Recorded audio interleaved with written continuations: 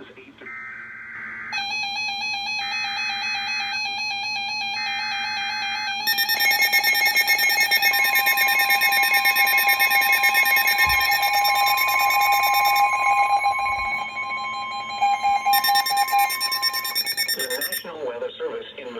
Sullivan has issued a severe thunderstorm warning for Walworth County in southeastern Wisconsin, northeastern Rock County in south central Wisconsin, southwestern Waukesha County in southeastern Wisconsin, Jefferson County in southeastern Wisconsin, until 7:15 p.m. At 6:30 p.m., severe thunderstorms were located along a line extending from near Milton to near Como, moving north at 40 miles an hour.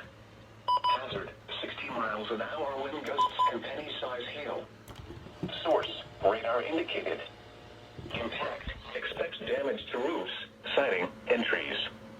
Locations impacted include Whitewater, Fort Atkinson, Elkhorn, Delavan, Jefferson, Lake Geneva, Muckwonago, Lake Mills, Milton, East Troy, Wales, Ottawa, Johnson Creek, Dowson, North Prairie, Palmyra, Lake Ripley, Como, Potter Lake and Lake Koshkonong.